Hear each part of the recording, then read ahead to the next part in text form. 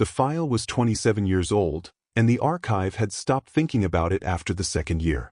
That was what archives did with things that failed to become urgent. They received them, stamped them, nested them in their proper classification trees, and then let time do the rest.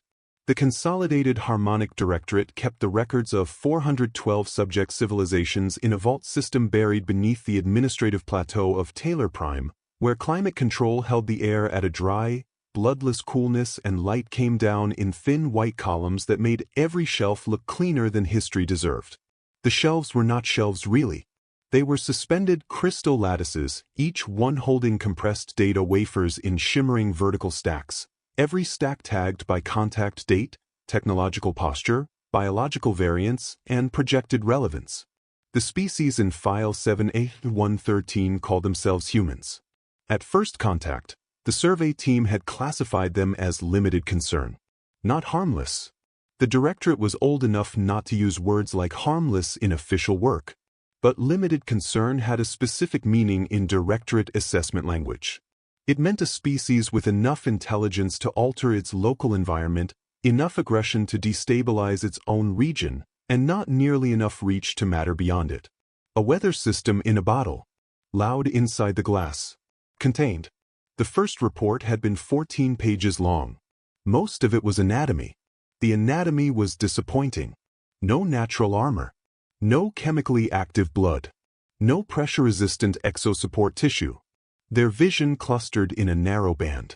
Their hearing was functional but inelegant. Their dentition was mixed in a way the surveyor from the Carroll branch described as nutritionally indecisive. Their bone structure was dense for their mass, but not exceptionally so by galactic comparison. Lifespan median under a century. Neuroplasticity above average but distributed chaotically. Endurance curve notable, though the analyst who wrote that note dismissed it as the typical overcompensation seen in species from unstable biospheres. Their homeworld was filed as Category 8 adverse. Strong gravity, violent weather, active tectonics, predatory ecosystems, wide temperature shifts, regular microbial hostility. One of the junior clerks had annotated the environmental entry with a dry little comment that never made it into the public-facing version of the report. If this planet wanted them dead, it should have succeeded sooner. The clerk was reprimanded, lightly, for informality in a monitored file. The comment remained in internal copy. The species' technology ranked below threshold. They had not yet crossed the fold barrier. Their orbital structures were small, vulnerable, and inconsistent in design. Their political organization was fragmented across nation-states, trade blocs, linguistic zones, security pacts, and cultural myth structures that often overlapped without aligning. The report spent almost 3 full pages attempting to map human internal loyalties and gave up with a sentence so dry it was almost embarrassed to exist. Subject species exhibits nested allegiance behavior with no stable hierarchy visible from orbit. Their ocean naming conventions were listed under cultural irrationality markers. Their entertainment systems were flagged for obsession with simulated conflict. Their data networks were described as remarkably advanced for a civilization that appears to argue with itself recreationally. On page 2, under threat psychology, the lead surveyor wrote the line that settled the matter for almost 3 decades.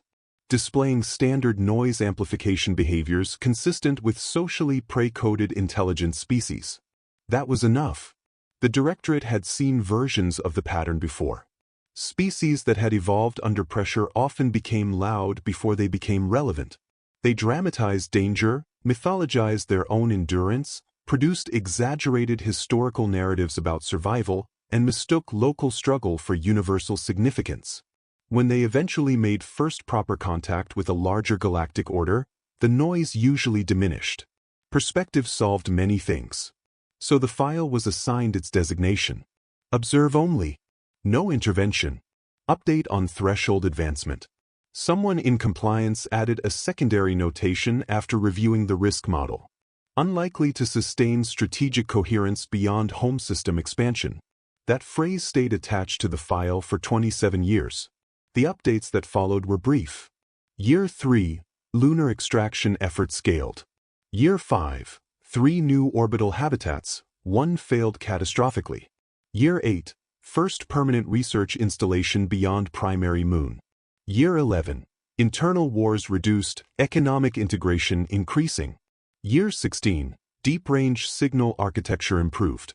Year 19, military spending hidden under civilian transit budgets. Year 22, several launch signatures misfiled as industrial. Year 24, language unification project failed in all measured regions. Year 26, species now displays coordinated silence during external observation periods. That last note should have prompted review. It did not. By then the file had settled too deep into institutional gravity. The directorate was busy with actual matters. Border harmonization in the Shenth Belt.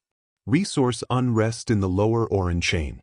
The quiet disappearance of two minor protectorates that no one wished to discuss in open session until a legal shape could be built around what had happened to them.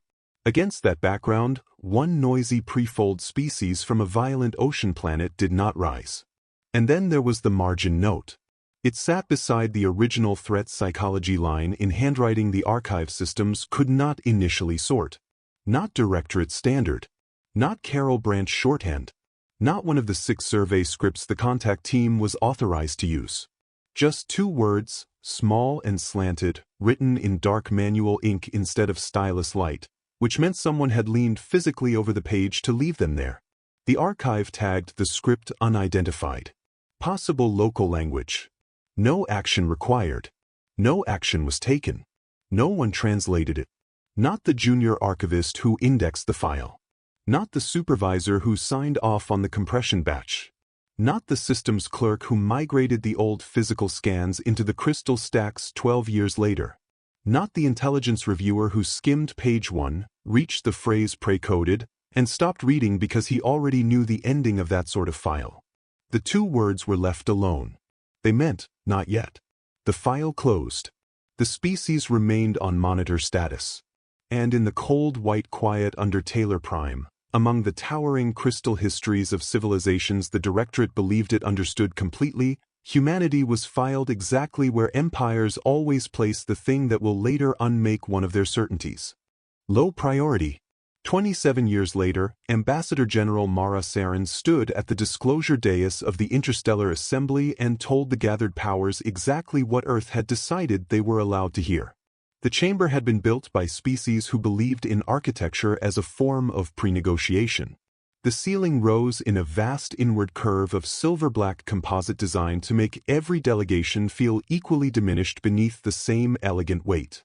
Light came from hidden seams in the structure and fell without source or shadow, which Mara had always disliked on principle. Shadows at least were honest. They admitted where the light ended. The assembly preferred illumination that implied total clarity. It was a bureaucratic lie rendered in expensive materials. 61 delegations occupied the chamber in forms suited to their biology. Some sat in chairs. Some floated in nutrient cylinders.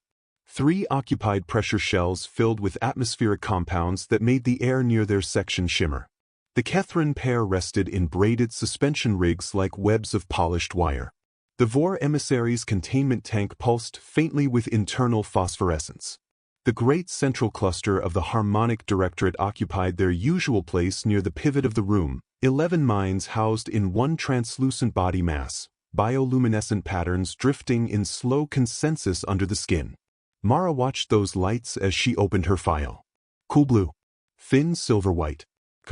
Dismissive, if one knew how to read them. The directorate's version of a species glancing at a timetable while waiting for weather to pass. She was 56 years old. Her hair had gone iron gray at the temples 5 years earlier, and she had left it alone because she had no patience for pretending time had not passed. She had spent 11 years in this chamber and another 21 in smaller rooms attached to more dangerous consequences. Before that, uniformed service. Before that, law. Before that, a childhood on a coast that no longer existed in the same shape because Earth had spent her lifetime rearranging itself faster than anyone preferred and slower than anyone feared. She had the kind of face that cameras found disappointingly unreadable and enemies found worse, because unreadable implied uncertainty and Mara Saren was rarely uncertain. She was simply selective. The file in front of her bore the standard assembly disclosure formatting. Earth Military Capability Statement. Voluntary Compliance Submission. Cycle Reference 4412.77. Everything about it was correct. Everything about it was also chosen. She read in the same voice she used for casualty figures, appropriations, and weather alerts, steady, exact, stripped of drama so completely that the absence of it became its own kind of force. By the authority of the Terran Union and pursuant to the Interstellar Transparency Accords, Earth submits the following updated military disclosure for archival, committee, and interspecies review. No one interrupted. No one ever interrupted the opening. Formal chambers liked their rituals. She continued. Registered fleet classes. Orbital defense inventories. Declared yield bands. Deep space response doctrine. Transit corridor enforcement capacity. 3 new escort hulls. 2 carrier retrofits. 17 outer system fortification nodes. 6 updated early warning arrays. All listed by category, tonnage, range, and treaty-relevant capability. Technically accurate. That was the art of it. Not falsehood. Falsehood was clumsy and expensive once discovered. The strongest lies in diplomatic systems were built from truths arranged so they implied the wrong total. She listed 39 registered warship classes. She did not list the other 14 because the other 14 had never been registered as warships. She disclosed Earth's fold intercept lattice in 6 named systems. She did not mention the civilian transit grids in 21 more systems that could, under conditions no treaty had thought to define, become something else entirely within 90 seconds. She disclosed defensive posture. She did not disclose full operational posture. The difference was not semantic, though she knew most of the room would treat it that way. Across the chamber, one of the Directorate's outer minds dimmed briefly as it processed comparative tonnage.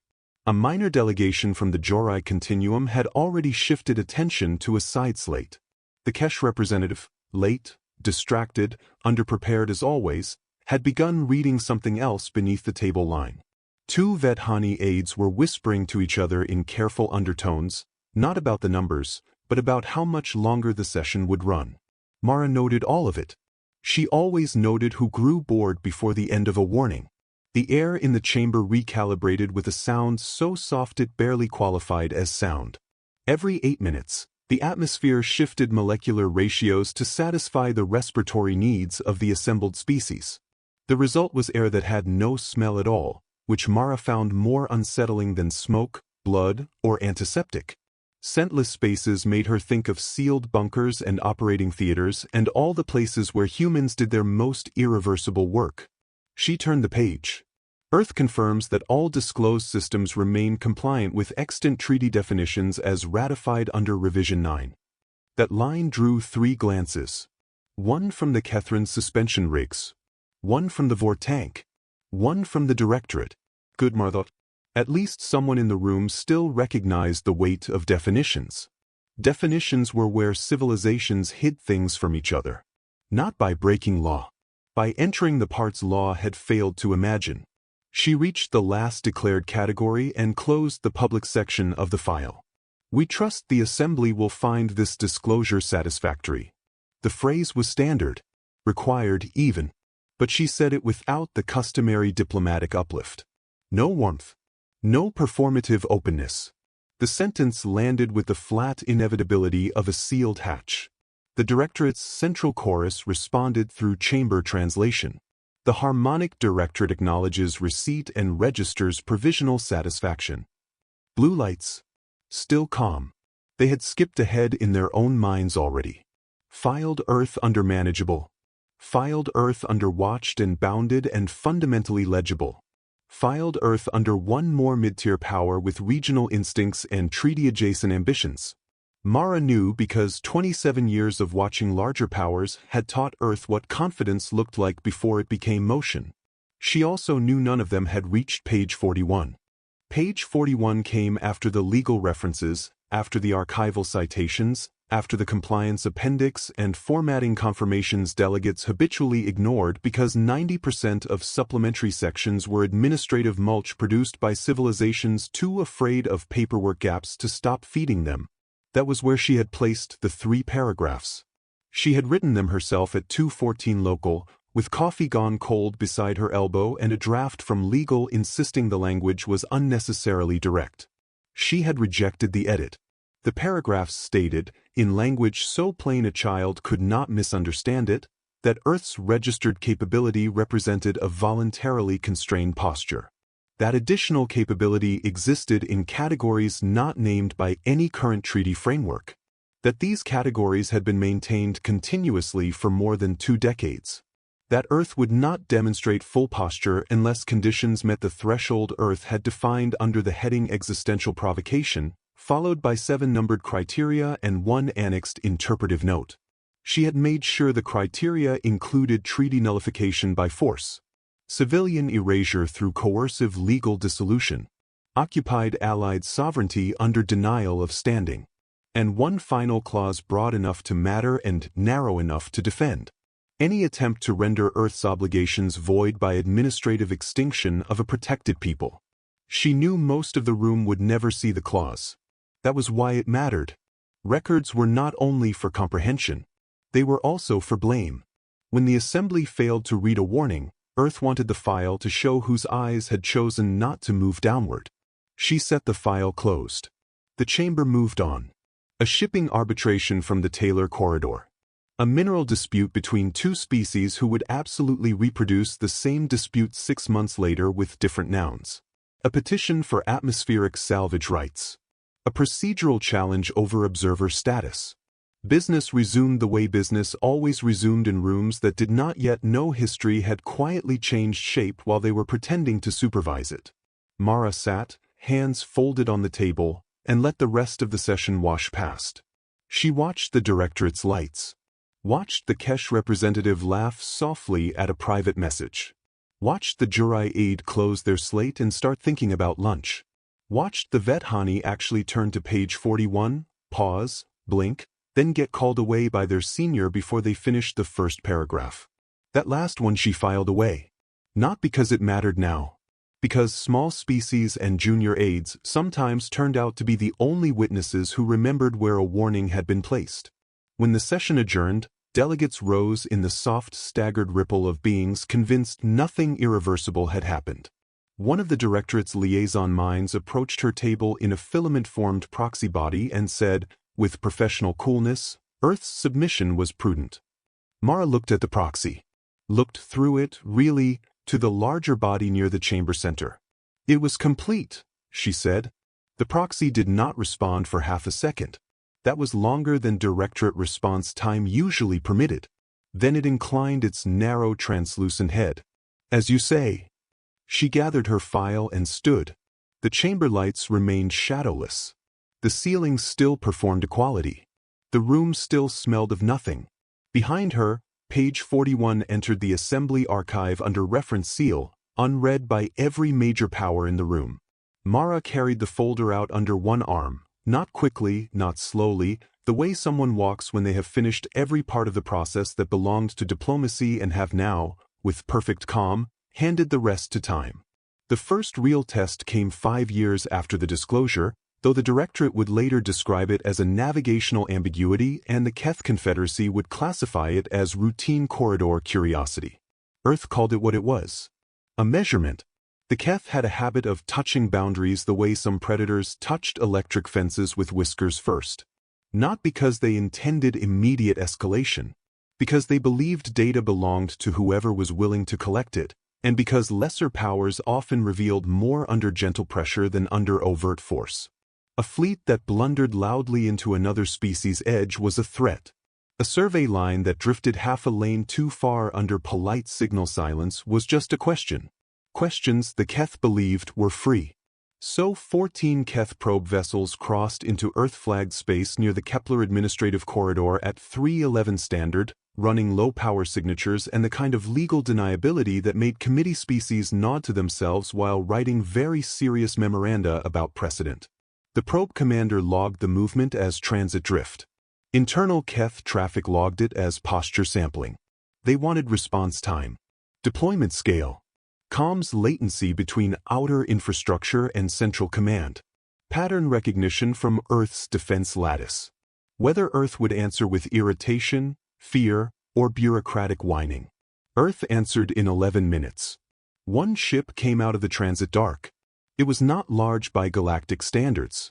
Escort mass, maybe light cruiser at a generous reading, registered under a perfectly legal class the assembly already knew about. Hull geometry unremarkable. Drive flare restrained. Weapons cold. It moved alongside the Keth formation and matched speed without ever intruding close enough to justify complaint. Then it held position. For 6 hours. No threats. No active targeting. No combat posture.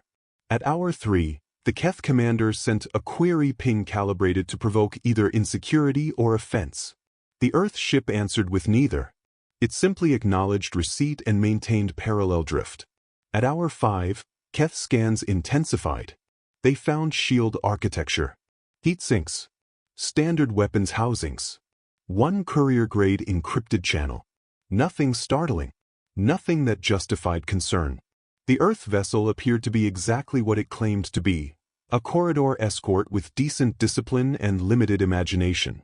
At hour 6, it transmitted. Not a military warning, not a claim of sovereignty in legal code. Not even a diplomatic note drafted by adults. A child's letter appeared across the Keth command screens in translation standard text. It was written by a 12-year-old from Kepler 7 named Lien Ortega, winner of a Terran interschool exchange essay competition on the subject of first impressions and respectful contact. The letter wished the Keth commander health and favorable transit conditions. It expressed Earth's sincere hope that the Confederacy's representatives were comfortable and adequately provisioned. It noted, with painstaking politeness, that the surrounding corridor had been registered under Terran administrative stewardship, and asked whether the visiting vessels required navigational assistance before continuing on their way. The probe commander read the letter twice. Then, against his own preference but in perfect keeping with Keth institutional style, he forwarded it to Confederacy Review with the notation: non-aggressive limited response. Outer system reaction force not presently strategic concern. Species continues to display over-civilized social masking under pressure. He withdrew the probes 2 hours later. The Confederacy filed the matter. Earth, they concluded, had responded with one mid-tier ship and a schoolchild's idea of diplomacy. Amusing. Provincial. Slightly pathetic in a way that suggested the species still believed manners could compensate for asymmetry. That conclusion held in Keth planning circles for 13 years. What the Keth never found, because they did not know to look for absence shaped like intention, was what had been sitting 3 sensor shadows farther back in the transit lane. 11 ships. Unregistered. Running signatures so faint and so carefully dirted by local radiation that Confederacy sensors classified them as environmental static. They had been in place in 4 minutes. The 7 additional minutes had been travel time for the visible escort carrying the letter. The 11 dark ships neither powered up nor shifted position. They waited in precise geometry behind a navigational fault line where reflected particulate noise broke every clean reading the Keth thought they were getting. They were never seen, never logged, never guessed. When the Keth filed their final report, they included the child's letter as cultural evidence. When Earth filed theirs, they included the full Keth sensor profile, the drive harmonics of all 14 probe vessels, hull stress maps under stealth drift, internal comm lag during posture changes, and 320 seconds of Confederacy encryption behavior captured passively through background reflection. The report went into a secure archive under a civilian route monitoring designation so dull it might as well have been anesthetic. Later, when young officers asked why the letter had been sent at all, Admiral Tuvin Reyes, then a corridor commander, later something else entirely, gave the answer the same way every time. Because the letter should always go first. No one outside Earth understood what he meant by that. Most people inside Earth understood too well. The letter was not softness. The letter was sequence. First the child's courtesy. Then, if necessary, the thing behind it. The second test arrived 11 years after the disclosure and came wearing law. The Galactic Arms Reduction Accords entered full committee that cycle, drafted by 3 elder powers and written in the language all old powers preferred when trying to freeze the future into shapes they had already budgeted for. The Accords named weapons by class, propulsion by category, deployment by theater, and force concentration by ratios that conveniently reflected what the dominant signatories already possessed and wished everyone else to stop evolving beyond. Earth argued, formally and at length, that the Accords created asymmetric developmental risk for species still climbing into strategic adulthood. This was true. It was also self-serving. Committee found both facts compatible and denied exemption before the petition ever reached full floor. Earth signed. Mara had not yet held the assembly seat then. Her predecessor, Helena Duarte, signed with a pen made from reclaimed steel taken out of the wreckage of one of Earth's last self-inflicted wars. She told nobody that detail because there was no point explaining sacred objects to species that thought memory only mattered when notarized. Earth signed the Accords and continued building anyway. Not in violation. Not even in clever subversion.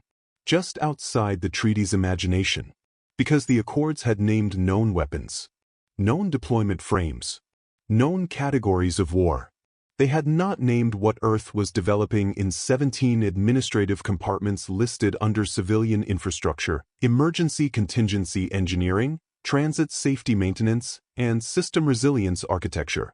4 independent legal teams reviewed the interpretation. A neutral species compliance council reviewed it again. Every review came back with the same infuriating answer. Legal. Not a loophole. Not a cheat. A gap. The kind that appears whenever a civilization mistakes current vocabulary for the limit of reality. Earth stepped into that gap quietly and kept building. They issued a second warning 4 years later. Longer than the first. Less patient. Still formal.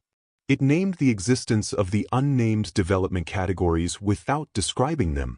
It restated the conditions under which Earth's full operational posture would be demonstrated. And it added one sentence that made several junior analysts at the assembly go silent and 3 senior delegates decide, after brief private consultation, that supplementary sections were not worth today's time. The demonstration, if required, will not be calibrated for minimal impact. The sentence entered the record, received a reference code, was archived under supplemental strategic notification, and was not read by anyone with power enough to matter. The third test was the most important because it belonged to the Directorate, and the Directorate, unlike the Keth, did not think of themselves as curious. They thought of themselves as correct. The Writhe system lay near the lower bend of the Tharsis corridor, modest in output, dense in utility, politically inconvenient to everyone large enough to want it openly. Earth had flagged Writhe as a protected zone in assembly filings 6 years earlier under a framework so procedurally dull most major species had not bothered objecting. The Harmonic Directorate noted the filing, acknowledged receipt, assigned no special weight. When an expansion fleet later passed through Writhe space en route to what the Directorate termed a consolidation opportunity farther inward, Earth sent one ship. Just one. The Directorate fleet numbered 200 vessels, all clean geometry and historic confidence, running the kind of formation that turned smaller species cooperative before any shot was fired. Their commander received Earth's lone vessel with the same mild irritation one feels toward a bureaucratic checkpoint staffed by someone who still believes their stamp changes outcomes. Earth's ship transmitted a standard positional hold request. Nothing more. No charged weapons. No ultimatum. No raised shield architecture. No fleet search. Just one vessel, sitting in lane, requesting that the Directorate hold its current vector while route clarification was reviewed. The expansion fleet held for 4 hours. Then, after internal consultation so brief it barely qualified as thought, it altered course and bypassed Writhe space entirely. Not because it feared the one ship. Because the one ship represented paperwork, delay, and a local species with irritating territorial sensitivities not worth the interruption. The fleet commander filed her report with the cool accuracy of someone who believed pattern recognition itself conferred mastery. Classic bluff display from a pre-coded regional power. Future navigation policy should route around Earth-flagged zones to avoid administrative inefficiency. She was promoted the following year. Her recommendation became standing practice. She was correct that it had been a display.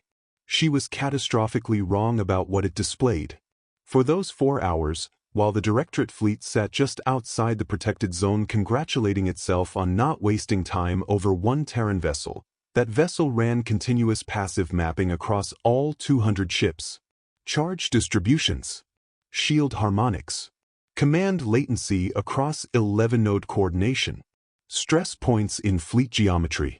Relay timing between flagship and destroyer line. Thermal flare intervals under suppressed impatience. Comms layering during consensus signaling. The full musical structure of a war machine that had gone 4,000 years without needing to imagine itself prey. Earth stored all of it. Not to use then. To have. That was the part no one outside Terran command structures seemed able to understand. Earth did not collect data because it intended immediate retaliation. Earth collected data because once something had been offered to history, voluntarily or otherwise, it was unforgivable not to keep it. 3 tests. 3 misreadings. 3 chances for the galaxy to notice the same shape emerging under different masks. A child's letter with 11 hidden ships behind it. A treaty signed without surrendering initiative. 1 visible vessel stopping 200 by asking them, politely, to wait. The larger powers saw what they expected to see. Courtesy as insecurity. Compliance as containment. Restraint as prey behavior. Earth let them. Because the thing about restraint, Mara would later think in the quiet hours when prediction felt too much like grief wearing a uniform, was that from the outside it looked identical to weakness right up until the exact second it stopped. The problem with laws written by comfortable civilizations was not that they were false. It was that they were complete only inside the limits of the imagination that produced them. Earth learned this early. Not from philosophy. From procurement schedules, engineering reviews, disaster planning, and the specific kind of legal boredom that accumulates inside any species forced by history to ask, over and over, what exactly a thing becomes when it stops being what it was named. The Assembly called this interpretive ambiguity when it surfaced in committee. Earth called it Tuesday. After the arms reduction accords passed into enforcement, most signatories behaved as signatories always did. They concealed what they could. They disguised what they must. They declared enough to satisfy the appearance of order and trusted the system to remain devoted to categories older powers had already optimized to their advantage. Earth did something more patient. It began indexing what the treaty had failed to forbid. Not in one room. Not by one department. Not even, at first, with any single strategic doctrine binding the effort together. A materials resilience program looking for non-Newtonian hull response under emergency transit strain. A civilian fold safety initiative studying micro-latency corridor collapse under mass evacuation load. Orbital weather control research repurposed quietly into directed atmospheric denial. Deep mining field harmonics that produced effects no weapons committee had language prepared to label. Autonomous salvage lattices able, under revised software permissions, to disassemble capital-class debris before it technically became debris. Transit lane remediation platforms whose energy delivery systems were classified as infrastructure because their peacetime purpose was genuinely infrastructural and because no one had ever asked what those systems would do if aimed with intent instead of repair. 17 categories in all. None of them were called weapons. That was not deception. That was taxonomy failing under pressure. Every category passed legal review. Every category passed a second legal review from teams specifically instructed to assume hostile interpretation from the Assembly's elder powers. Every category passed again when a neutral outside counsel from the Ilian Compact, meticulous, humorless, impossible to bribe, ran the wording against every treaty then in force and returned the same answer Duarte's office had already received 4 times. Permissible. Undeclared, but permissible. No named violation. Helena Duarte had read the findings without visible satisfaction. She had never trusted relief that arrived by memo. Mara had been present at the review session as Deputy Strategic Liaison, still young enough to believe documents could sometimes save lives if written clearly enough and still old enough to know most did not. The conference room had smelled faintly of printer resin and stale coffee. One wall had been covered in treaty text. Another in the category trees Earth's civilian agencies had quietly been extending for 12 years. Duarte stood beneath both and said, "If the gap exists, someone will eventually fill it. I'd rather it be us before it's someone who enjoys spectacle." No one in the room disagreed. That was the part the galaxy never understood when it later looked back and tried to locate the beginning of Earth's hidden posture. They imagined a conspiracy because conspiracies were easier to narrate than distributed competence. They imagined one secret cabal deciding in dramatic tones to build the forbidden future. The reality was more human than that and therefore, in some ways, much worse. The future had been built by committees, by procurement officers, by cautious engineers arguing about energy tolerances, by legal scholars annotating definitions in the margins, by planners who had read too much history and trusted none of it to remain buried, by people who believed, with the kind of dry conviction that never sounded cinematic, that if a larger power ever came through the door, Earth should not be forced to improvise what came next. Improvisation was for accidents. Survival, if one had time, deserved design. Mara inherited the full file in her 3rd year at the assembly seat. Not the public file. The real one. It arrived on a secure channel just before dawn, tagged from Duarte's office with no subject line and one instruction in priority read. Read all of it. Mara did. She read the first contact report.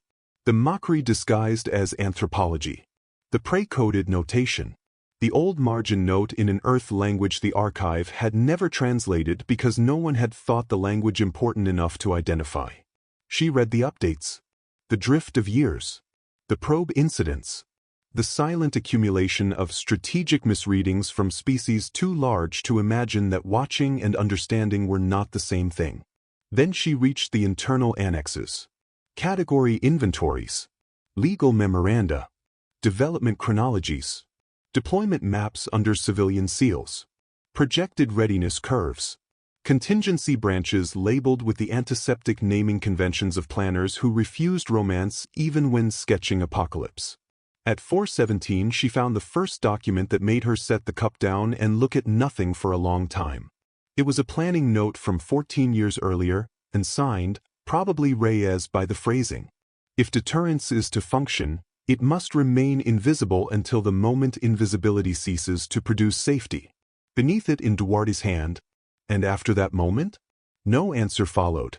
There rarely was one worth writing down. By the time the second formal warning was filed with the Assembly, Mara understood exactly why its language had to be both precise and deniable. Precision for the record. Deniability for the room. If the room believed the warning melodramatic, it would file it under prey-species escalation and keep moving. If the room took it seriously, there remained, however faintly, the possibility that no one would ever need to see whether the unnamed categories worked as designed. Earth still preferred that outcome. This was another thing the larger powers kept mistaking. They believed secrecy implied eagerness. That hidden capability naturally wanted demonstration. That a species building quietly in legal dark spaces must be longing for the day it could astonish everyone by unveiling what it had made. But secrecy and hunger were not synonyms. Sometimes secrecy was grief management at civilizational scale. Sometimes it was the discipline required to possess an answer and spend decades praying the question would never be asked in exactly the wrong way. The second warning entered the Assembly archive under Strategic Supplement Code. It named the existence of the 17 categories. It stated how long development had been underway. It clarified, in language a child or a committee could both understand, that current treaties did not cover what had been built because current treaties had not imagined it. And then it added the sentence that lingered in Mara's head long after the file's seal closed. The demonstration, if required, will not be calibrated for minimal impact. That sentence was not a threat. Threats wanted reaction. It was a courtesy, a final effort to ensure that when history later sorted culpability, Earth would not be accused of having sprung truth from darkness without notice. The assembly received the warning, assigned a reference number, filed it under advanced compliance dispute, and did not convene a special review. 3 minor delegates skimmed it. 1 junior KEF analyst flagged it for curiosity and was overruled by a supervisor who wrote, in the dismissive shorthand of the professionally unworried, developmental dramatics. The directorate logged the existence of unnamed categories and concluded, after consensus, that all emerging species preferred to mythologize capabilities they had not yet demonstrated. The note entered the record. The room remained comfortable. The gap stayed open. Earth kept building inside it. And 6 months later, with no speech, no public panic, and no visible change large enough for the assembly to classify as concern, Mara authorized the first set of civilian resettlement transfers out of 3 outer systems under the heading Economic Migration Adjustment. She did it quietly enough that no one in the chamber noticed. That silence, later, would matter more than all the warnings combined. The evacuations began 6 months before the Harmonic Directorate voted to move on the Vethari Reach. No one outside Earth noticed because Earth did not perform alarm in ways that translated well to foreign bureaucracies. Panic was loud.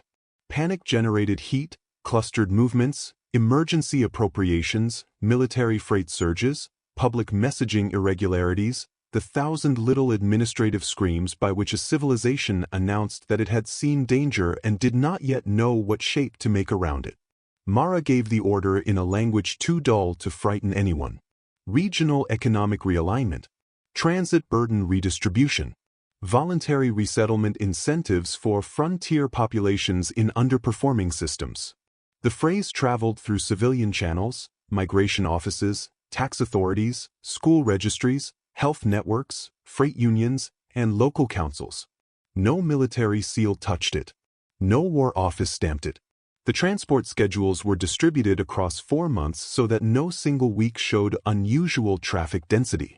Cargo moved first under agricultural subsidy tags and infrastructure renewal justifications. Then families. Then archives, seed stores, specialist equipment, hospital units, teaching staff, and all the small dense pieces of a civilization that intended its people to remain a civilization when they arrived somewhere else.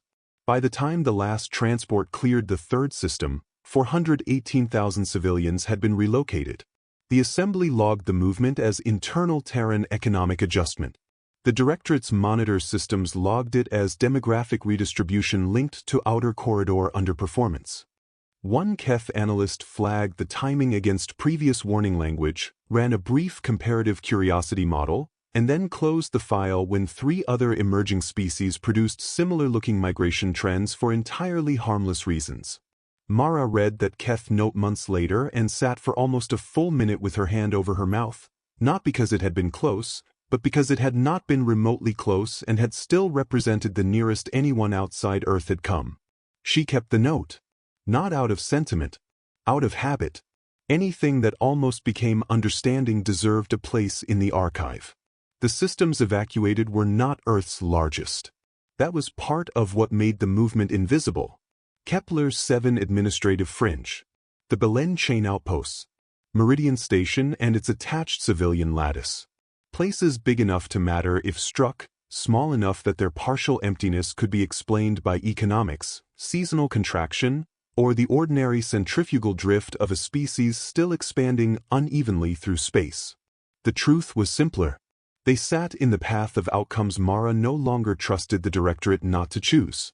She knew the shape of the harmonic consensus better than anyone in the assembly who was not one of the 11 minds themselves.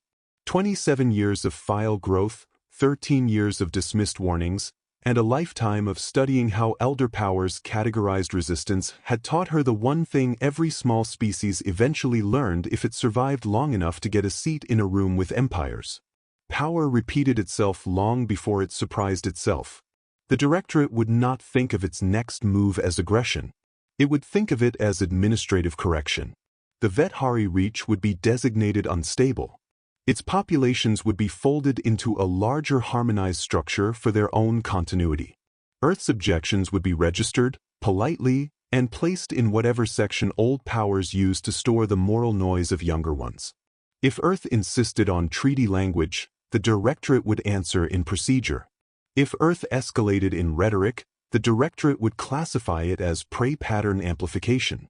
If Earth threatened force, the Directorate would perform a limited strike against something visible and civilian enough to reset the conversation. Mara knew this the way some people knew weather by the pressure in their joints. They had done it 38 times in 4,000 years. They had changed terminology twice. They had never changed method. On the fourth night of the evacuation cycle, she sat alone in her office with one desk lamp on and a cup of tea cooling beside a secure slate. Outside the window, the capital moved through its evening routines. Transit lines burned pale over the river. Towers carried light in stacked horizontal bands. Somewhere above the cloud line, departures were already lifting on civilian schedules rewritten months ago by people who had never been told why the freight manifests were suddenly so particular about sequence. A secure channel remained open to central planning. Not command. Planning. The distinction mattered. Command was for motion. Planning was for the burden of deciding when motion would no longer be avoidable. A young voice came through, not unsteady exactly, but new enough to the room that concern had not yet been polished into caution. How long do you think we have? Mara looked at the tea. Looked at the city. Looked at nothing for a while. Long enough, she said, if they're smart. The line stayed quiet.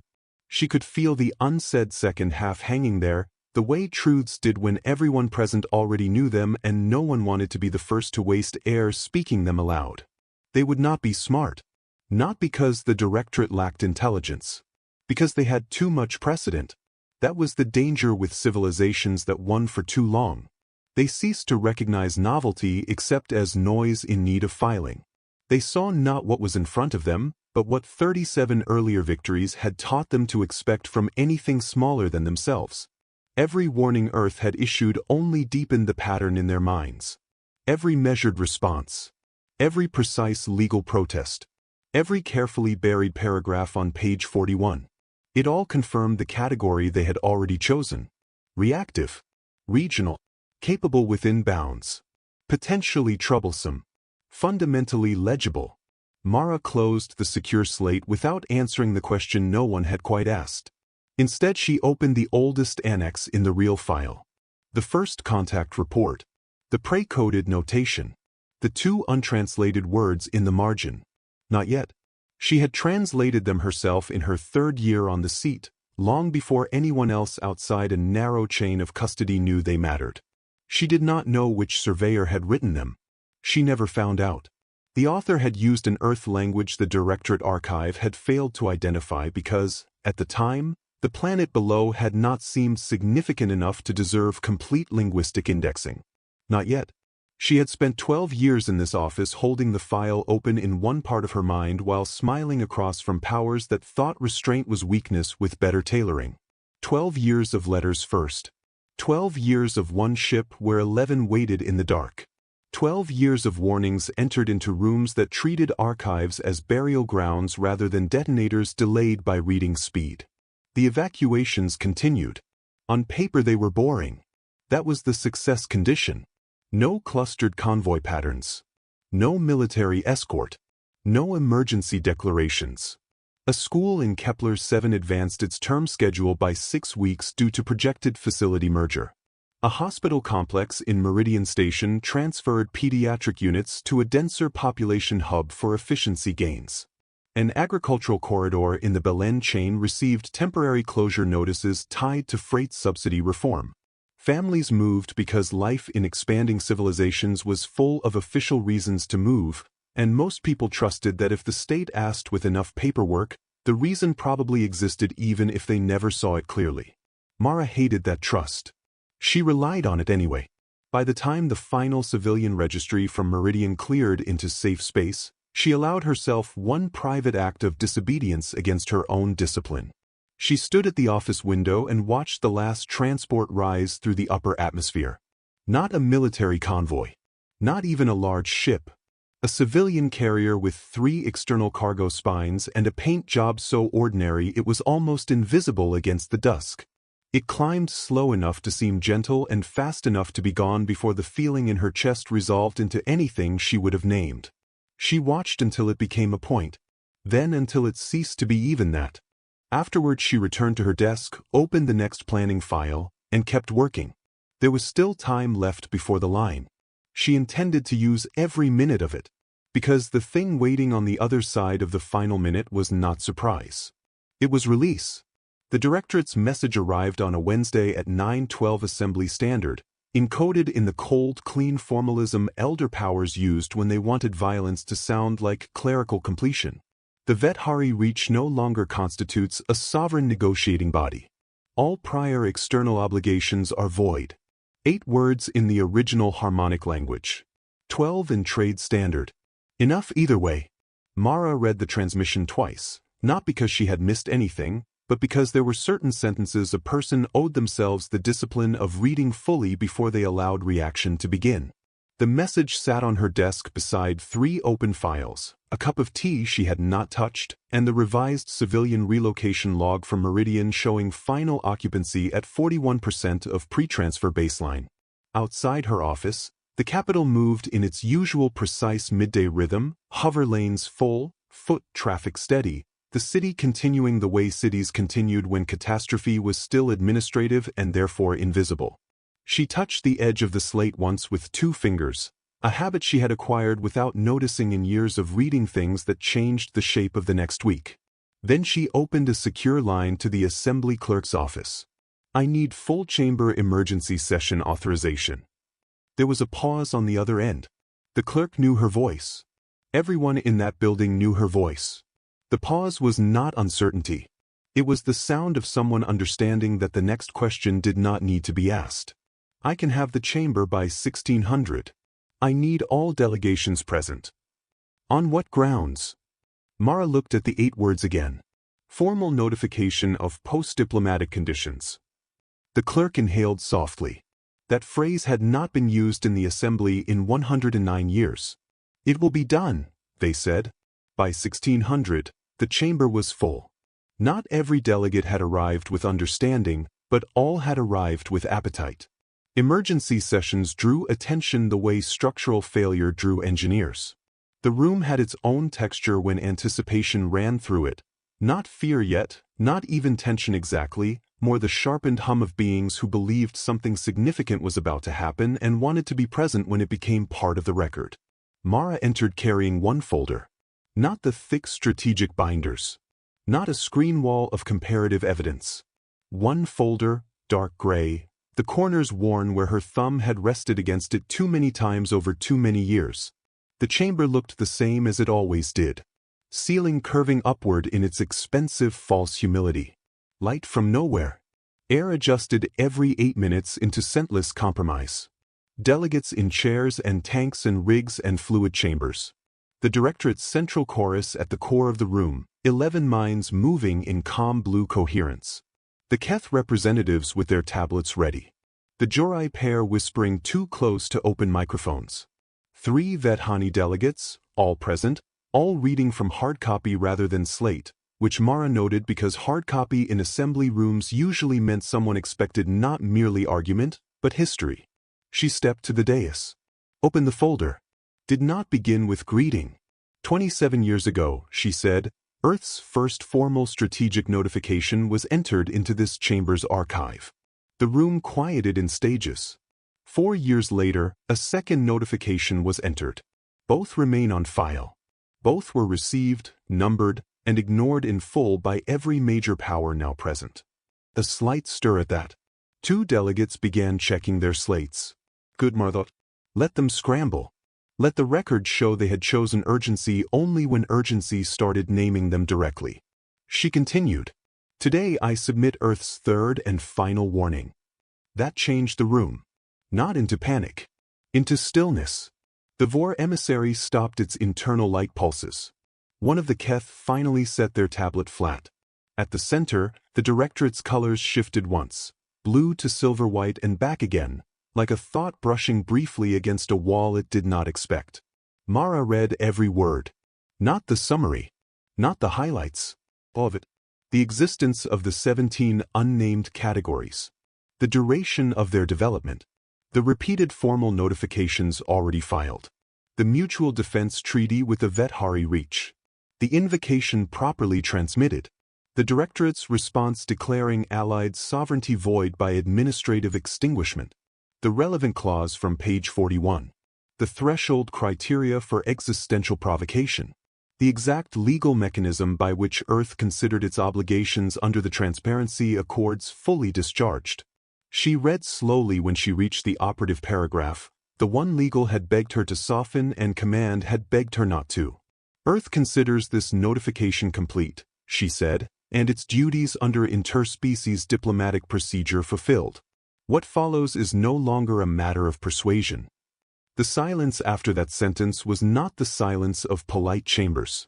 It was the other kind. The kind made when many intelligent minds all reach the same conclusion at once and none of them want the indignity of being first to say it aloud. A minor delegate from the southern Tyrol clusters requested immediate recess. A Jorai aide dropped a slate. One of the Vethani had gone pale beneath their skin patterning. At the center, the Directorate took longer than usual to reach consensus. Not visibly long by human standards. But Mara had spent too much of her life studying the choreography of elder certainty not to notice when it stumbled. The chorus answered through chamber translation at last. Earth's statement has been received and noted. The Directorate recognizes these declarations as escalation behavior consistent with cornered regional powers. Existing strategic stability remains intact. There was not mockery, something worse. Taxonomy. The Directorate was not insulting Earth. It was classifying it, filing it under the same pattern it had used for 38 civilizations before. Noise before collapse. Threat inflation before negotiation. Prey behavior under pressure. Mara looked directly at the central mass of light and layered mind and ancient confidence. She had spent 12 years in that room speaking in ways that left room for others to be wiser than they had yet proven. She had written warnings people skipped, arranged disclosures they misread, placed truth in archives because sometimes truth could only survive in storage until the day someone was forced to retrieve it. Now retrieval was complete. Well, she said, just that. Not loud. Not dramatic. Simply a word a person used when all available procedures had been exhausted and the next thing had arrived exactly where predicted. She closed the folder, picked it up, stepped down from the dais. She did not rush, did not look back, did not give the room the gift of witnessing anger. Anger would have reassured them. Anger belonged to reaction. This was no longer reaction. Behind her, the chamber remained suspended in its difficult silence for several breaths longer than decorum required. Then sound returned in nervous fragments, requests for adjournment, urgent whispers, aides transmitting reports, the brittle mechanical life of bureaucracy attempting to wrap itself around something that had already moved beyond it. Mara walked out beneath the shadowless light and into the corridor beyond, where the air at least smelled faintly of metal and recycled heat and therefore like something real. The door sealed behind her with a soft magnetic click. Tuesday's warning had become Wednesday's conclusion. And somewhere far from the chamber, beyond the last point where diplomacy could still pretend to matter, Earth was already counting hours instead of possibilities. The Directorate strike fleet crossed into Meridian space 73 hours after Mara Saren left the chamber. They came in perfect harmonic geometry. 340 vessels, exactly as doctrine prescribed for corrective demonstration against a non-peer regional power. Flagship at center. 2 destroyer veils. Interceptor nets stretched wide across the upper arc support carriers in rear stagger. Every angle deliberate, every interval mathematically justified by 4,000 years of institutional memory and 38 previous operations that had all ended the same way. The fleet's purpose was not annihilation. Annihilation was wasteful. This was supposed to be instruction. Meridian Station sat in the outer dark with 41% of its previous civilian load, an administrative hub wrapped around docking rings, freight spines, and civilian transit infrastructure dense enough to make for good footage and survivable enough, in Directorate estimation, that a limited strike would leave the lesson intact. Earth's declared defenses answered at once. That part, later, would matter. The Directorate's tactical review logs would show that Earth's registered posture behaved exactly as filed in assembly disclosures. Escort hulls emerged from the transit edge on legal signatures. A carrier pair lit its shield architecture. 3 orbital fortification nodes in Meridian's upper lattice powered to active deterrent status. Civilian traffic cleared the corridor in orderly sequence. Comms discipline remained stable. No panic. No mass scatter. No uncontrolled defensive surge. From the Directorate's perspective, it was almost reassuring. This, their tactical minds concluded, was understandable resistance. Measured. Doctrinal. Inside known bounds. The first exchange began at 3:14 Meridian local. A Directorate destroyer line advanced to demonstration range. Earth's declared escorts moved to intercept. Beam lances flashed across the dark in hard white lines. 2 Terran escorts died exactly the way the Directorate expected lesser ships to die. Clean fracture through the spine, bloom of venting atmosphere, debris fields widening in smooth cones of silent ruin. The tactical center aboard the Directorate flagship recorded the result as favorable progression. Then the sensor language began to fail. At 3:18, 3 new mass signatures appeared in the Meridian transit dark. Not warped in. Not burned in on recognizable drives. 1 second the sensors read background distortion around the civilian freight lattice, and the next there were objects where the distortions had been long black holes without registry tags, without hull architecture that matched any treaty category, without emissions profiles the Directorate classification engine knew how to sort. The engine ran its comparison tree against all known combat classes and returned a result so unusual that one of the tactical coordinators thought for half a breath that the system had crashed. No match found. Not low probability. Not partial match. No match. The 3 black holes did not accelerate. Space around them changed instead. That was how the first officer later described it in the surviving report fragments. Not movement. Revision. The local geometry of the lane seemed to redecide itself around the vessels. Directorate targeting lines, perfectly stable a moment before, bent 5 degrees off true and remained there as though 5 degrees had always been correct. Tracking locks slid. Ranging equations corrupted from inside their own assumptions. 1 destroyer fired and the beam entered a section of vacuum that had, according to every chart in the fleet, been straight and empty for 700 years. The beam did not miss.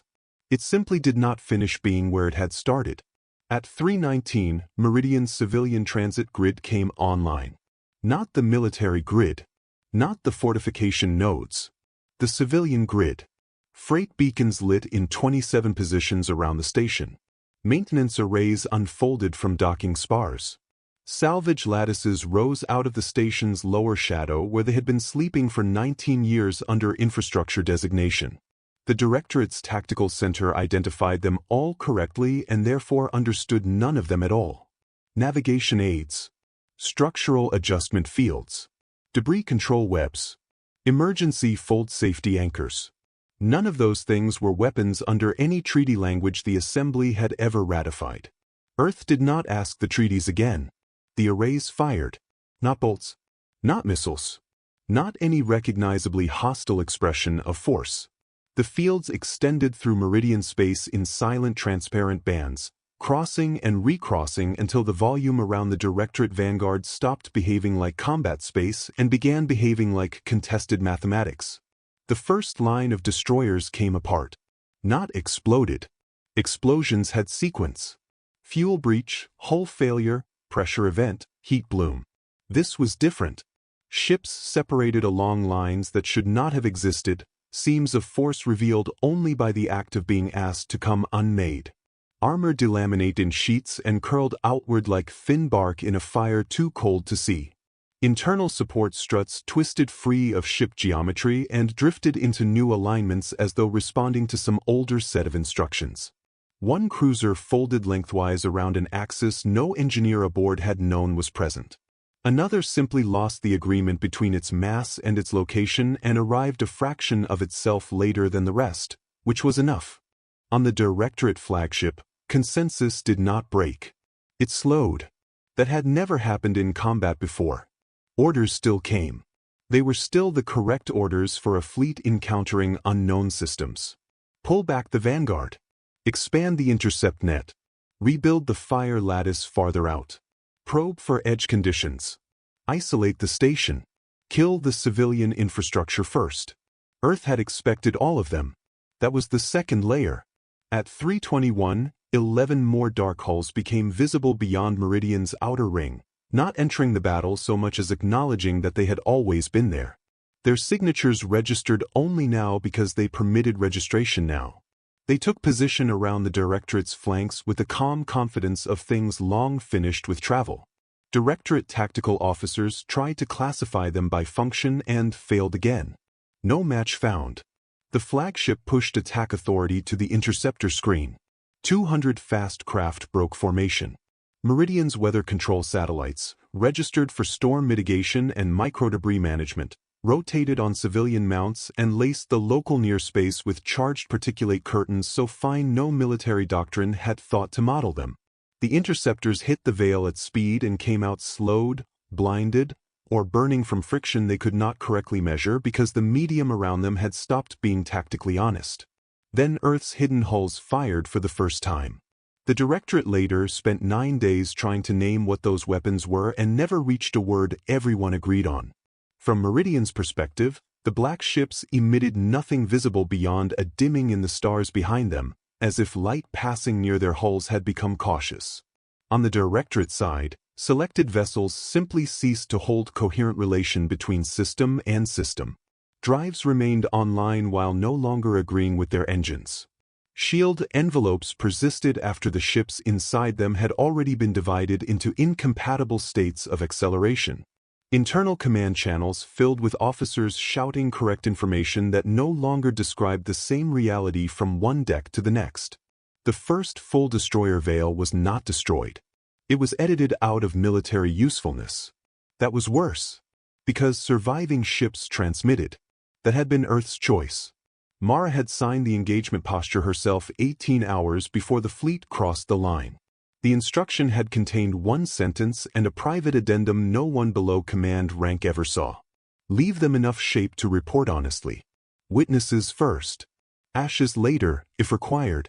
At 3:27, the Meridian strike engagement ended. Not because the Directorate fleet ceased to exist. Because it no longer existed in a form that could continue the operation. 112 ships dead or functionally beyond recovery. 47 more combat ineffective. Interceptor screen shattered. Formation logic gone.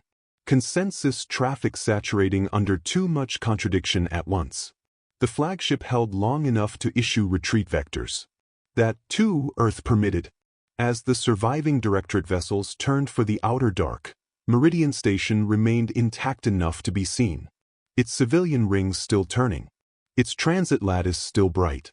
Emergency crews already moving through vacuum on paths rehearsed for years beneath the language of maintenance. One of Earth's registered escort hulls, damaged but alive, drifted into view between the station and the retreating fleet like a sentence the Directorate now had no model for.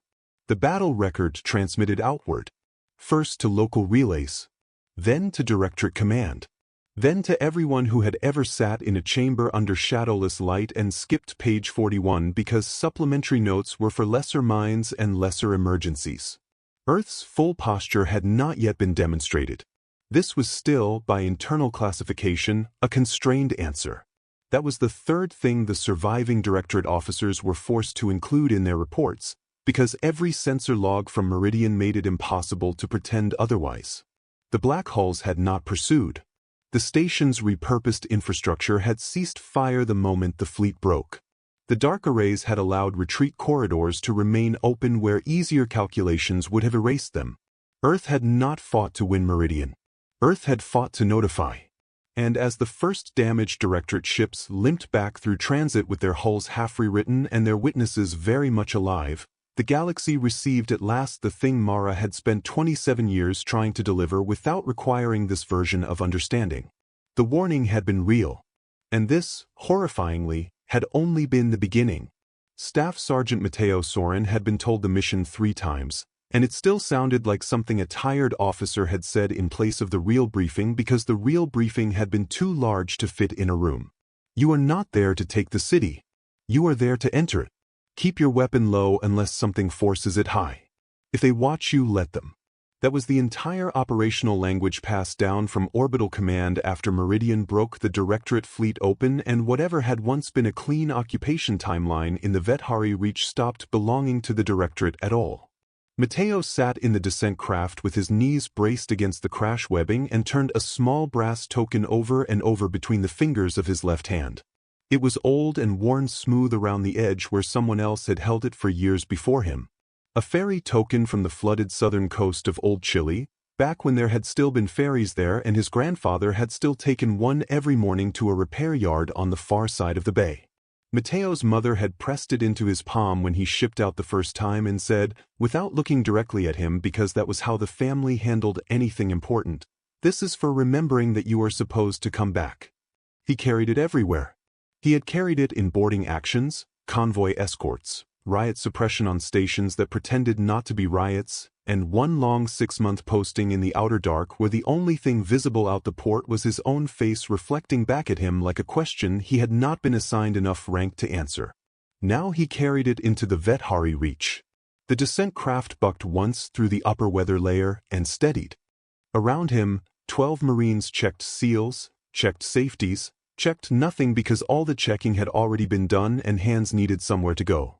The compartment smelled like heated metal, recycled air, and the sharp dry trace of stress sweat beneath uniforms that had been in armor too long. Nobody talked for a while. That happened in the last minutes before landing. Not silence exactly. More the temporary suspension of unnecessary sound. Then Corporal Jean, strapped across from Mateo, said, "You still have that coin?" "Token," Mateo said. "You going to rub it smooth through the middle one day?" "It already was when I got it." "That's depressing." "It's heritage," Mateo said. Jean nodded solemnly. Then it's expensive depressing." The craft tilted. Somewhere above them a tone sounded twice, soft and descending. "Approach marker." Mateo slid the token back under the inner seam of his glove, where it sat warm against his wrist bone. He checked his rifle again, though he knew it was clean. Safety on. Countermass sealed. Optics awake. He looked at the mission slate one last time. Ground insertion point, Avar District, City of Thalen. Objective, visible presence. Civilian corridor stabilization. No aggressive display absent hostile contact. Overhead surveillance expected. Let them watch. That last line had no business being on a military drop order. And yet there it was. The craft touched down harder than he liked. The rear ramp dropped. Daylight flooded the compartment in a color Mateo had no Earth word for. Not blue. Not green. Something in between, with a high pale brightness at the top of it where the local star cut through the atmosphere at a slant. Thalen opened beyond the ramp in long clean lines of stone and composite, terraces and low bridges and public towers arranged around a central square that looked like it had once been made for festivals and had spent the last 7 months learning a different purpose. Occupation had not damaged the city the way bombardment damaged cities. Occupation had held it too still.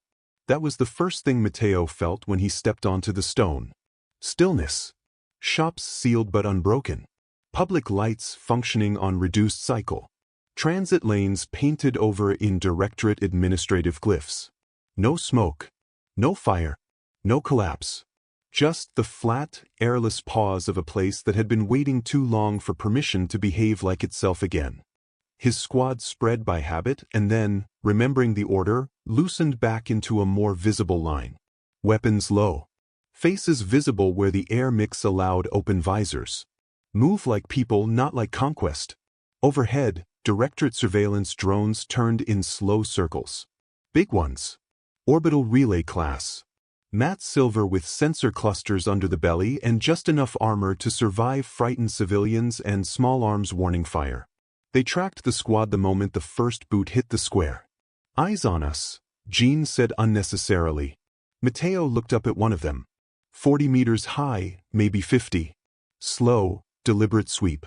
It was not hiding. It did not need to. Below it, The square remained empty for 3 long breaths. Then a door opened halfway along the western colonnade. A child looked out. Vethari were small-bodied, high-eyed, six-limbed in the careful compact way of species built by delicate ecosystems rather than gravity and weather that actively disliked them. The child held the frame with 2 upper hands and watched from the shadow with the motionless concentration of someone who had learned young that sudden movement attracted the wrong kinds of attention. Matteo stopped. Not because he thought the child was a threat. Because not stopping would have been. He looked over one shoulder toward Lieutenant Arendt. Arendt gave the smallest nod. Proceed. So Matteo did the only thing that felt true. He lowered his rifle all the way to sling rest, raised his empty left hand, palm out, shoulder high, and moved it once, side to side, in the loose casual arc his grandfather used to give ferries leaving the harbor and his mother still gave departing shuttles whenever she thought nobody important was watching. Not military. Not official. Not surrender. Not dominance. Just, I see you. I'm here. You are also here. The child did not move at first. Overhead the drone adjusted angle, tightening focus. Somewhere in orbit or far beyond orbit, that image would be resolving onto directorate screens. A human marine standing in the center of a liberated square under a sky the wrong color, armor dusted with descent ash, rifle low, open hand raised to a child in a doorway while the enemy watched from a camera they believed still belonged to them. Matteo kept the gesture there for 1 second longer than felt comfortable. Then lowered it. The child stared. And then, very carefully, with one lower hand still clamped to the doorway as if courage needed something structural behind it, raised an upper hand and copied the motion back. Behind Matteo, someone exhaled. Not laughter. Not speech. The kind of sound a person makes when something in the chest shifts position and they would prefer not to examine it under combat conditions. Matteo pretended not to hear it. He started walking again, slow enough to let the moment remain visible. His boots made a flat, honest sound on the square's pale stone. Around him, his squad moved in the same low-held posture. No shouting. No flags. No forced announcements. Just presence. Just witnesses. At the north edge of the square an elderly Vethari was trying to right a toppled public water cart and failing because the directorate had recalibrated the gravity compensation in the district for heavier logistics carriers during occupation and no one had switched it all the way back yet. Matteo handed his rifle to Jean without breaking stride, crossed the distance, and set both hands under the cart's frame. The old Vethari froze. Then, seeing no sudden motion, did not back away. Easy, Matteo said, though the translation halo had not been keyed to local dialect and the word meant nothing. It did not matter. He lifted. The cart settled back on its runners. One of the side valves, cracked at the stem, hissed out a thread of clean water that flashed silver in the strange daylight before arcing into the basin below. The old Vethari made a sound Matteo had never heard before. Gratitude maybe. Shock maybe. Some species did not separate them as cleanly as humans liked to pretend they did. Matteo stepped back, took his rifle from Jean, looked up once more. The drone was still there, watching. Of course it was. He touched 2 fingers briefly against the seam of his glove where the brass token rested under the fabric, then lifted the same hand again, not to the child this time, not to the elder, but to the drone itself. Not mockery, not challenge, acknowledgement. You can see this. Take it home. The drone continued its slow orbit. High above Thalen, the signal climbed. Out of the city, through local relay, up the atmospheric chain, into recovery traffic and retreating command paths and finally into the long cold channels where Elder Powers reviewed events they had expected to classify in simpler words. What those screens showed was not conquest. Not terror. Not the usual picture taken after a stronger force entered a weaker city. They showed a human marine in full kit with his weapon lowered, pausing in the center of the square to help lift a water cart while a child watched from a doorway and then stepped into daylight. They showed Earth winning and choosing, for no tactical reason the directorate yet understood, to look recognizably human while doing it. Matteo did not know any of that. He only knew the square no longer felt empty. A second door had opened. Then a third. The city, after 7 months of stillness, was beginning very carefully to move again. The Harmonic Directorate had not lost a war in 4,112 years. This was not luck. It was not, in the strictest sense, even a military achievement. Military victories could be dramatic, contingent, shaped by courage or timing or the private failure of someone 2 levels down in a command chain. The Directorate did not build its history on variables that soft. Its dominance came from a simpler discipline applied so consistently over so long a period that the discipline had ceased to feel like a choice and had become, instead, the way reality seemed naturally arranged. The Directorate never entered an engagement it had not already solved. By the time a fleet crossed a border, the true work was supposed to be over. Ratios had been calculated. Comparative capacity had been indexed. Resource depth, logistics endurance, political fracture points, surrender thresholds, and acceptable attrition had all been modeled. The visible confrontation was only the ceremonial part, the phase in which mathematics put on a uniform and made itself legible to the species being absorbed. That was how it had worked 38 times. In 19 days, the Directorate lost 31 fleets. Not 31 ships. Not 31 engagements with contested outcomes. 31 fleets, each one arriving inside what should have been overwhelming advantage, each one entering a battle space the Directorate's models classified as manageable, and each one coming back broken, or failing to come back in any form the old categories could describe. At first, the reports entered the consensus stream under anomaly. By the 7th, anomaly had begun to sound like superstition wearing administrative language. By the 15th, one of the 11 minds requested a temporary extension to consensus time. That had not happened in War Review since the 3rd expansion century, back when the Directorate still occasionally encountered genuinely new civilizations. By the 22nd report, the Central Chorus had stopped trying to force the results into existing classifications and opened a new ledger tree. It had no name for the tree. That alone was enough to unsettle the other 10 minds. The reports themselves were not the worst part. The worst part was the repetition of certain patterns inside them. Human forces declining to pursue when annihilation was available. Hidden assets made visible only after enemy sensors had fully registered the impossibility of them. Directorate survivors consistently left alive in numbers sufficient to transmit what they had seen. Cities liberated, then left politically unoccupied. Infrastructure captured intact, then handed back to the populations it had originally been used to contain. The Directorate understood conquest. It understood deterrence. It understood symbolic overkill. It did not understand why a superior power would keep choosing witnesses over ash. So the Central Chorus did what all old powers eventually do when reality begins refusing their vocabulary. It went back to the archive. The first file was the Meridian Engagement Order, captured through channels the Directorate had quietly been reading for years and had once considered one of its finer intelligence achievements. The line had meant little when first intercepted in the rush of opening conflict. Now, stripped from its surrounding noise and held under 11 simultaneous attentions, it became something else. Do not erase the fleet. We want the report. The wording was not theatrical. That was what made it unbearable. The human commander at Meridian had not been improvising under pressure. She had not stumbled accidentally into a strategically useful mercy.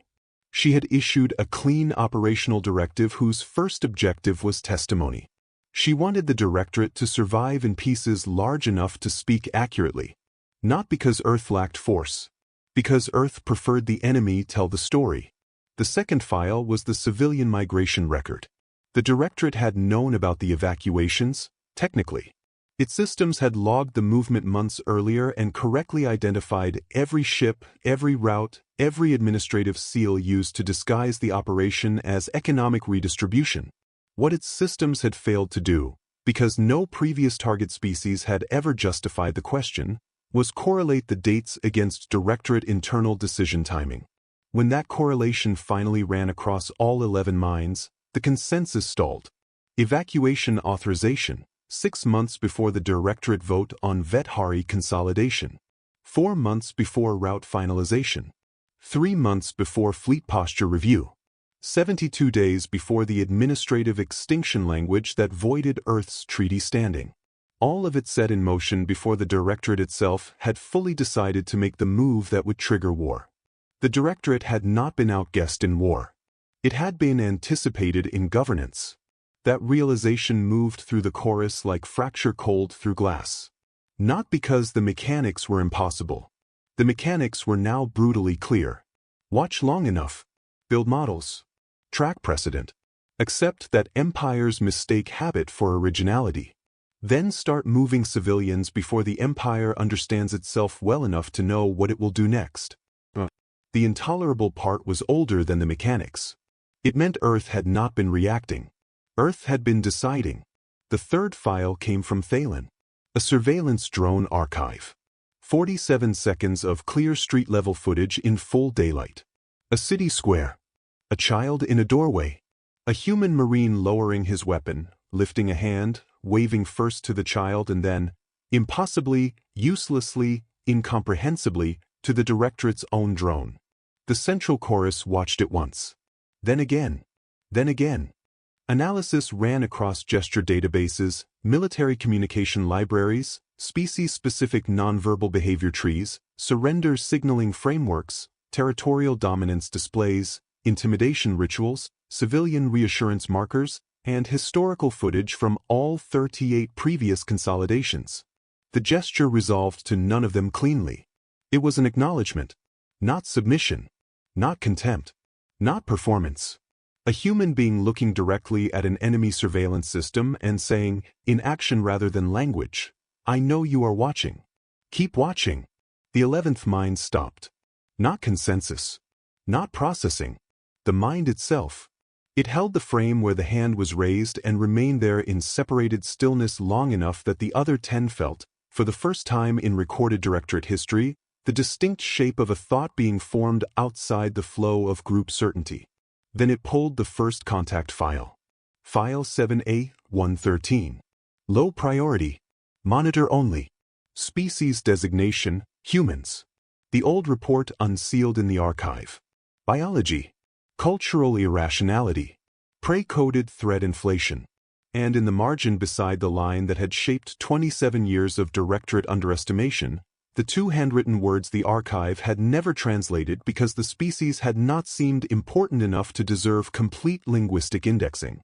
This time the 11th mind ran the script against a civilian linguistic archive no war analyst had ever consulted because no war analyst had ever imagined the margin note would matter. The alphabet resolved. The language resolved. The words resolved. Not yet. The 11 minds held the translation together. Not a threat. Not even a warning. A reminder. The kind a person writes to themselves when restraint requires maintenance because the more being restrained is considerable. Someone on that first survey had looked at Earth 27 years earlier and written, not attack, not dangerous, not monitor closely. Not yet. The central chorus remained motionless in consensus for 4 full seconds. For the Directorate, that was an abyss. Because all at once, across all 11 minds, the same conclusion formed and none of them had a historical category prepared to soften it. The galaxy had spent 27 years believing Earth's patience came from weakness. The truth was simpler and much worse. Earth had enough. Earth had always had enough. And for 27 years, while the Directorate watched, categorized, and dismissed, humanity had been making the same decision over and over again. To hold back more. Mara Saren returned to the Interstellar Assembly on a Thursday morning and sat down in the same chair she had occupied for 11 years. Same table. Same shadowless light. Same ceiling performing equality badly for beings who had spent too long arranging the galaxy into measurable tiers. But the room was no longer the same room. That was the thing large institutions never understood about themselves. They believed continuity of furniture counted as continuity of meaning. They thought if the chamber remained intact, then hierarchy remained intact with it. Yet meaning was not carried by architecture. Meaning lived in what had recently become undeniable. And in the 19 days since Meridian, too much had become undeniable too quickly for any amount of polished composite to make the old order feel natural again. Every delegation had run the numbers. Every intelligence service had built models. Every major power had spent the intervening days asking the same question in different strategic dialects. What would Earth demand? The answer, across most projections, had been familiar. Transit concessions. Territorial control over the lower Tharsis corridor. Mandatory basing rights. Directorate resource transfer. Permanent military presence in the Vethari Reach. Compulsory treaty revisions that placed every younger species under Terran protection by default. Symbolic submission clauses severe enough to enter history and remain there. That was what victory usually looked like when one power taught another not to test it again. The room had prepared itself for an empire. Mara opened her folder. The Harmonic Directorate's central chorus occupied the core position as always, but the bioluminescent patterns moving beneath its translucent mass no longer held the cool blue certainty she had watched for years. The lights were slower, less synchronized. At one point, one branch of the pattern lagged half a pulse behind the rest before rejoining, and anyone who had not spent a decade studying the choreography of power might have missed it. Mar did not miss it. One of those minds was still holding something it had not been able to put down. Good, she thought. Some things should remain difficult to carry. She began. Earth acknowledges receipt of the Directorate's instrument of conditional surrender and the Assembly's request that settlement terms be entered into open session. No applause. No ceremonial noise. Just attention. She read the first term. The Vethari Reach would be restored in full. Not protectorate status. Not supervised autonomy. Not provisional reconstruction under Terran administration. Full sovereignty. Immediate. With all pre-consolidation civil authority recognized as continuous and all Directorate claims void ab initio. The room absorbed that in stillness. Then she continued. Every station, relay, food lattice, transit structure, atmospheric processor, and administrative grid the Directorate had built or imposed during occupation would remain in place and operational for 30 standard years or until the Vethari government declared it no longer necessary. Directorate labor and material debt would cover maintenance through that term. Earth would not administer the Reach. Earth would not station permanent garrisons. Earth would not extract transit rights, mineral rights, debt concessions, or reciprocal military obligations from the Vethari as the price of restoration. The Vethari would simply have their worlds back. One of the Sorvian delegates made a small involuntary sound. Not protest. The sound of a calculation finishing and arriving at an answer the mind had not emotionally prepared itself to receive. The second term followed. The arms reduction accords would not be amended. They would be rewritten from the ground up. Not because they had failed to restrain Earth. Because they had failed to describe reality. Every signatory species would submit a full disclosure of actual strategic capability. Not named categories only. Not legacy classifications. Not whatever each power had found most flattering to place in public filing. Every ship. Every undeclared program. Every civilian infrastructure line capable of strategic conversion. Every unnamed category. Earth would go first. That changed the room more than any threat could have. Threats were familiar. They confirmed expectations. Voluntary exposure at the height of victory did something far more unsettling. It implied Earth believed transparency after strength was a safer architecture than secrecy after warning. It implied humans were trying, impossibly, to build a structure where nobody could do again what the Directorate had done through page counts, legal omission, and the old arrogance of powers certain that the future would remain inside their nouns. Mara turned the page. The third term established a new permanent office inside the Assembly. The Office of Formal Notification. Its purpose was administrative to the point of insult. When a species filed a strategic warning with the Assembly, someone from the Office of Formal Notification would read it. All of it. Not abstract it. Not summarize it. Not assign it a reference number and bury it under procedural sediment. Read it. Every page. Including page 41. That line did something very close to laughter to the room, though no one present was willing to commit fully to humor under the circumstances. Two delegates looked down at their desks with expressions that translated across all species as the very refined embarrassment of people recalling specific moments they would now very much have liked to re-edit. Even the Keth pair did not touch their tablets. Mara let the moment settle. Then read the fourth term. The fourth term was the longest. It was a list. 38 species. 38 consolidations. 38 historical thefts converted into measurable debt. Some debts were territorial. Some infrastructural. Some cultural. Some demographic. Some too old for restoration and therefore requiring compensation in archives, reconstruction, and public admission rather than land or systems that no longer existed in recognizable continuity. Earth claimed none of it. Not a credit. Not a corridor. Not a single square meter of directorate-administered space. The directorate would pay directly to those it had folded, erased, or administratively rewritten. The assembly would oversee compliance through open audit. The debts would not pass through Terran hands. Earth had done the math and now refused the collection. That, more than Meridian, more than the hidden categories, more than the black ships with no treaty names, was the moment the room understood what kind of species had actually been sitting quietly at its edge all these years. Not a weaker empire waiting to become a stronger one. Something much more dangerous to old powers than that. A civilization capable of immense force that did not appear especially interested in ownership. The central chorus broke the silence. Its translated voice was, for the first time in Mara's memory, fractionally slower than human speech. What, it asked, does Earth require in return? Not from the Directorate. Not from the Vethari. From all of it. The 19 days. The 31 fleets. The warnings.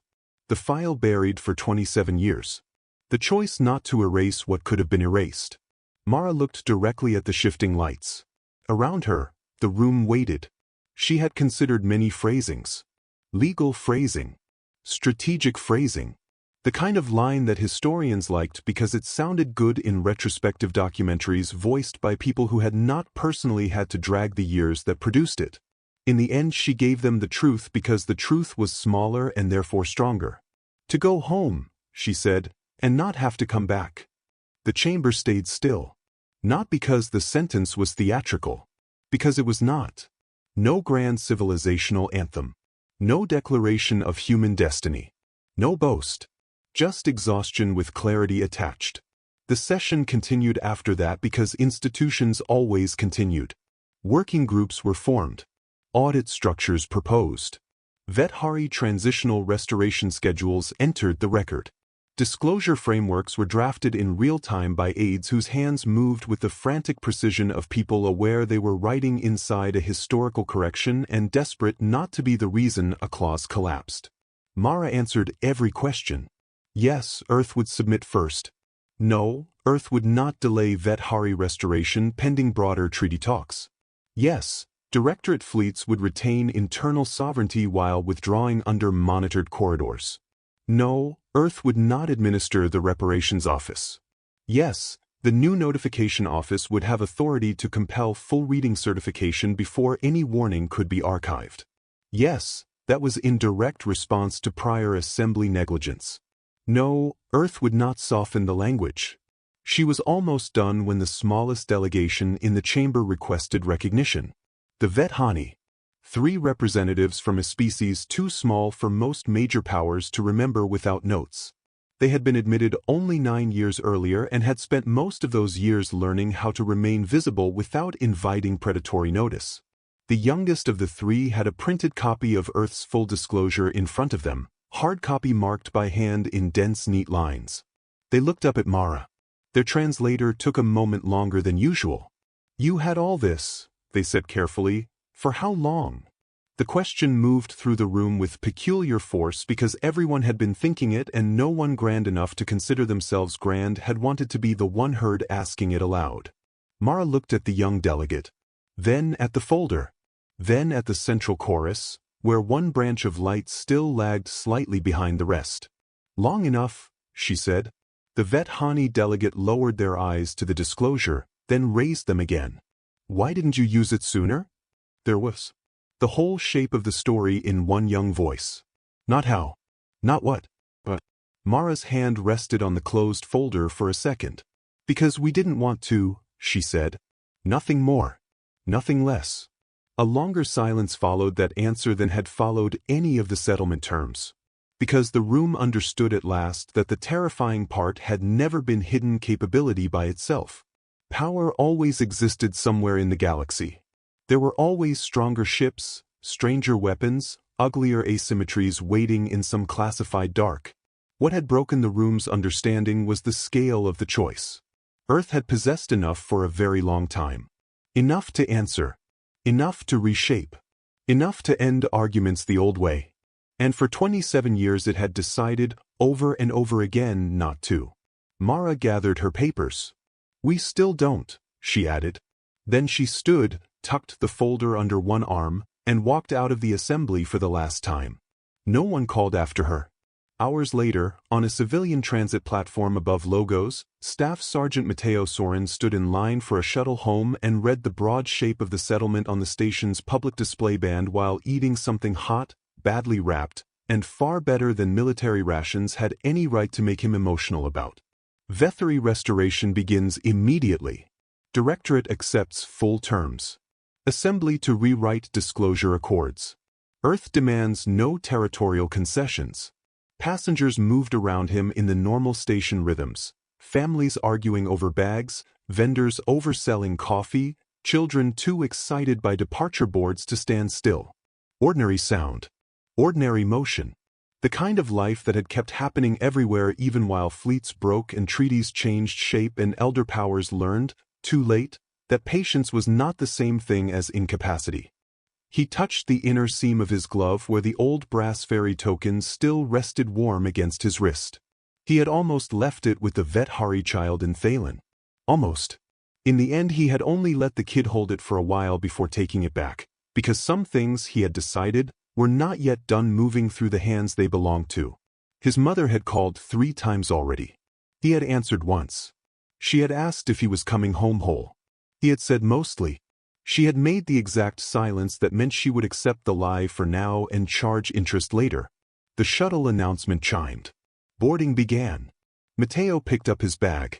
Above the station, beyond the shield glass, Earth's sky sat in the exact right blue, unremarkable and therefore perfect. Ships moved through the transit lanes in calm white lines. Somewhere far beyond them, the Vethari were going home. Somewhere deeper still, old powers were opening files they had ignored and learning the cost of reading too late. Mateo stepped onto the shuttle and took a window seat. The tokens sat against his skin. The engines warmed. The platform slipped backward. The galaxy, at last, had learned what the old note in the file had been trying to say all along. Not yet. And maybe that was the final measure of it. Not that humanity had the power to take. Not that humanity had the power to destroy. That humanity had enough. Had always had enough. And understood, in a way too many larger species never had, that the only strength worth trusting was the kind that knew exactly how much more it could do and chose, whenever possible, not to. The shuttle lifted. Home waited. And this time, for a while at least, the sky stayed quiet.